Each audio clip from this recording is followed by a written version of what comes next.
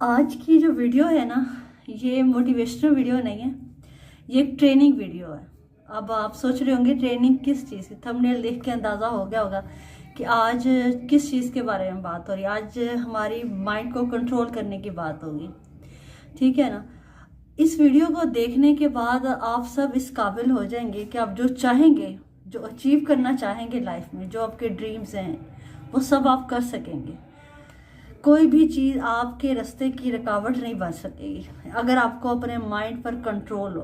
अच्छा, मैं आपको बताती हूँ कि प्रॉब्लम कहाँ पर है, कैसे हम अपने माइंड को कंट्रोल नहीं कर सकते बल्कि माइंड हमें कंट्रोल करने लग जाता है। क्या रीज़न है, क्या सारा सीन है कि मतलब दिमाग के अंदर क्या चल रहा होता है जिसकी वजह से हम जो है ना वो सही डिसीजंस नहीं ले पाते। जो चाहते हैं हम लोग करना, हम वो नहीं कर पाते। इसके पीछे क्या रीज़न है।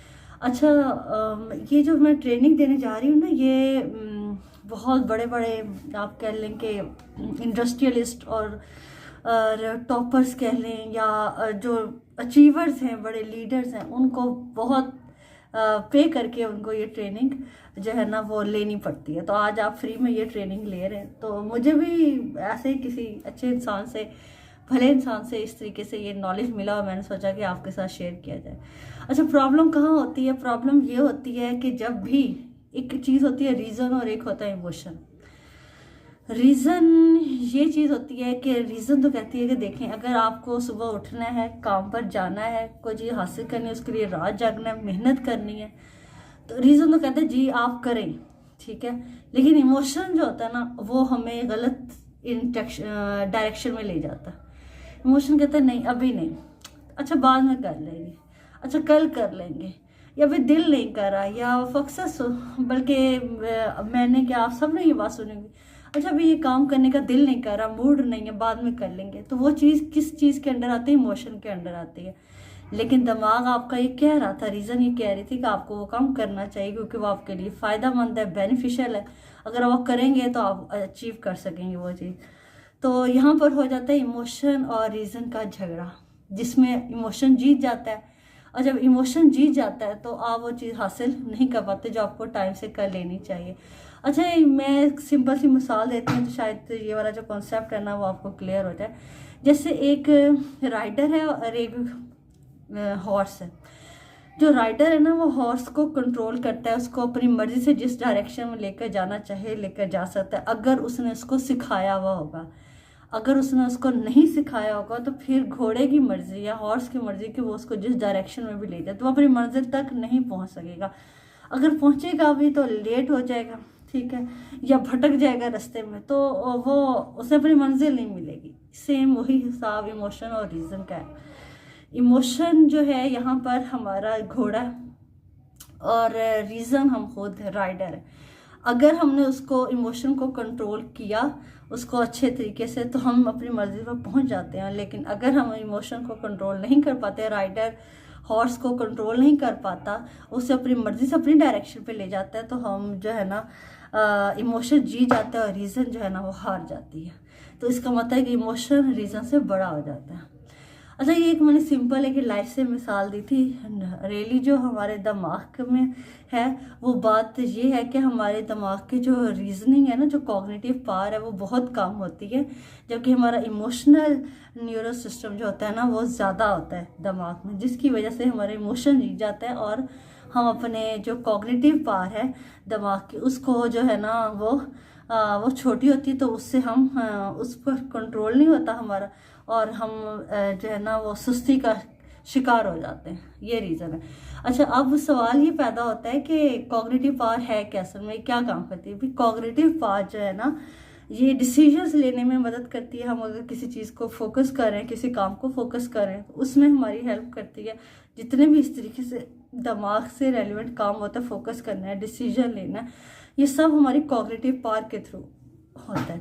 अच्छा, आज की फिर जो वीडियो है इसमें मैंने ये चीज़ है कि हम अपनी कॉग्निटिव पावर को कैसे बढ़ा सकते। हमने ना अक्सर ये बात सुनी होगी कि अगर आप कोई चीज़ हासिल करना चाहते हैं, अपना कोई मकसद है, आप अच्छे मार्क्स लेना चाहते हैं, अगर आप स्टूडेंट हैं, अगर आपकी कोई और मंजिल है, कोई और गोल है, उसको अचीव करना है, तो उसके लिए आपकी विल पावर होनी चाहिए, कमिटमेंट, आप कमिटेड हो ठीक है, परसिस्टेंट होना चाहिए, ये सब चीज़ें अपनी जगह ठीक है, लेकिन जो मेन चीज़ है ना यहाँ पर वो हमारी कॉग्निटिव पावर है, जो रूट है।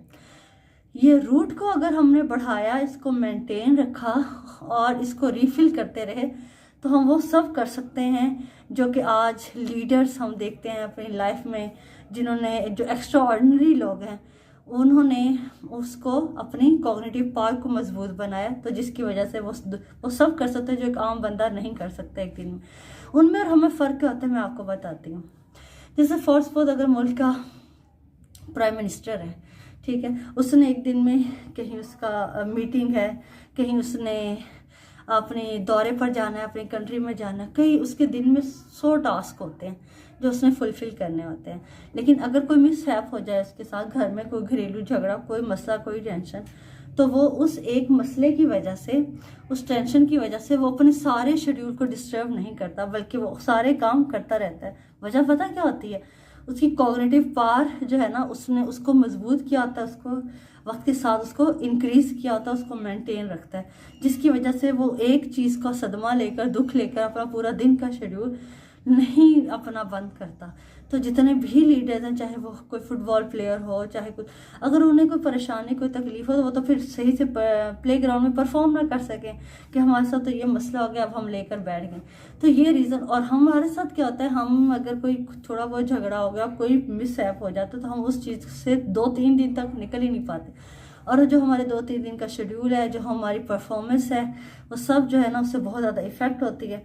और इससे हम अपनी जो मकसद है ना, उससे दूर हट जाते हैं, अपनी मर्जी से दूर हट जाते हैं, अपने काम से दूर, जो हमने हासिल करना होता है, जितना हमारा टाइम पीरियड होता है उस चीज़ को हासिल करने का, वो सब निकल जाता है, सब चीज़ दरहम बरहम हो जाती है। ये सब कॉग्निटिव पावर की वजह से होता है, हमारे दिमाग की कॉग्निटिव पावर। तो आज मैं जिस चीज़ का ब्लूप्रिंट आपको दे रही हूँ ना, कॉग्निटिव पावर को कैसे हमने मेंटेन रखना है, कैसे रिफिल करना है, और कैसे हमने इसका मैं स्क्रीन पर यहाँ पर शो भी साथ में हो रहा है कि किस तरीके से हमने इसको रिफिल करना है, मेंटेन करना है और इंक्रीज करना है।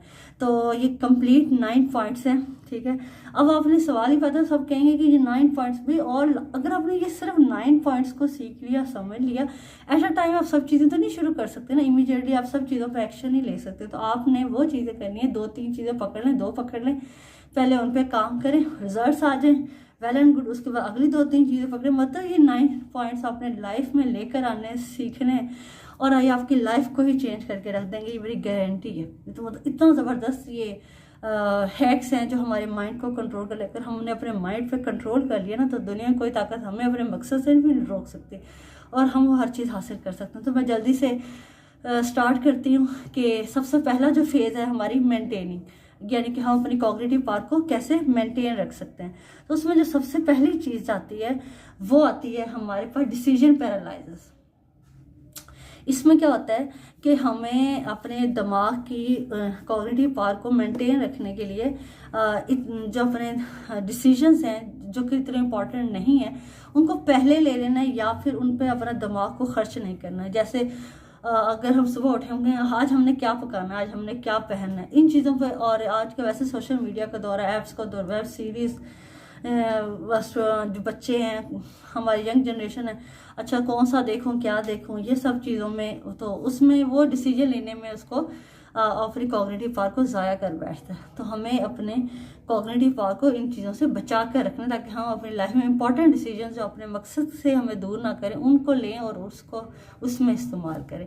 अच्छा, जो दूसरा पॉइंट है वो हमारे पास क्या आ जाता है, टास्क ऑप्टिमाइजेशन। एक ये ना, मैं आपको एक फार्मूला बताऊं कि जितने भी सक्सेसफुल पीपल होते हैं, लीडर्स होते हैं, जो जितने भी आप एक्स्ट्रा ऑर्डिनरी लोग अपने आसपास देखते हैं, दुनिया में देखते हैं, कहीं भी देखते हैं, उनकी एक हैबिट होती है कि वो लोग जो होते हैं ना, वो अपने डे की प्लानिंग उस दिन सुबह उठकर नहीं करते, रात को ही कर लेते हैं कि हमने नेक्स्ट डे में क्या क्या हमारे टास्क हैं और किस तरीके से हमने उनको फुलफिल करना है। अगर हम, क्योंकि जब हम सुबह उठते हैं ना, तो हमारी जो एनर्जी होती है फुल होती है, हमारी कॉग्निटिव पावर फुल एक्शन में होती है। लेकिन अगर हम उसको ये सोचने में लगा देंगे कि आज हमने क्या क्या करना, तो उस चीज़ में वो ज़ाया हो जाती है। तो आपने अपने टास्क रात को ही अपना सारा जो है ना वो तय करके सोना कि नेक्स्ट डे की हमारे क्या शेड्यूल होगा, फिर अगले दिन जस्ट अपने एक्शन लेना है। ये नहीं कि अगले दिन बैठ के सोचना है, सुबह उठ के सोचना है फिर करना है, तो बहुत सारा टाइम आपका वेस्ट हो जाएगा। ठीक हो गया।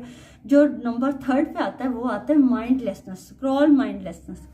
मतलब कि ना हमारी ये हैबिट होती है कि हम लोग जो है ना थोड़ा सा फ्री हुए, मोबाइल निकाल लिया, किसी का वेट कर रहे हैं, मोबाइल निकाल लिया, उस पर ऐसे ऐसे बस उंगली मार रहे हैं और वो हो रहा है। तो इससे क्या होता है कि आपका जो है ना दिमाग उन चीज़ों की तरफ लग रहा है, उन चीज़ों की तरफ ध्यान जा रहा है और आपकी कॉग्निटिव पावर जो है ना वो यूज़ हो रही है।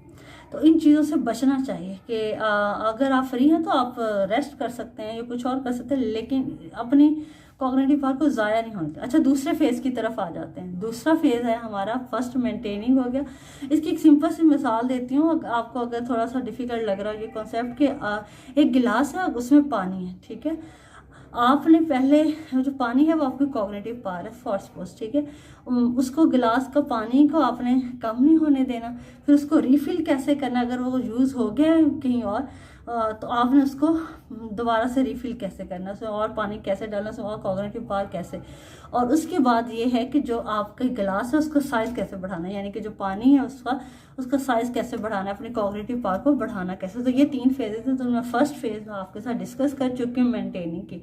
दूसरी फेज की तरफ आते हैं जिसमें आता है रीफिलिंग, कि आप अपने कॉग्निटिव पावर को रीफिल कैसे कर सकते हैं। उसमें जो सबसे पहला मेथड है ना, पॉइंट है, वो है पास। यानी कि देखिए, जब आप किसी चीज़ पर लेक्चर को फोकस होकर करें या कोई अपना प्रोजेक्ट है उसे फोकस कर होते हैं ना, तो हमारा माइंड जो जितनी भी दूसरी डिस्ट्रैक्शंस होती है ना हमारी, उनको परे धकेलता है और उस चीज़ पे फोकस करता है, जिससे हम जल्दी थक रहे हो जाते हैं। हम कहते हैं ना हमने 1 घंटा लेक्चर लिया है तो हमारा जो माइंड है वो एग्जॉस्ट हो गया, तो उसके लिए हमें थोड़ा सा फिर ब्रेक लेनी होती है।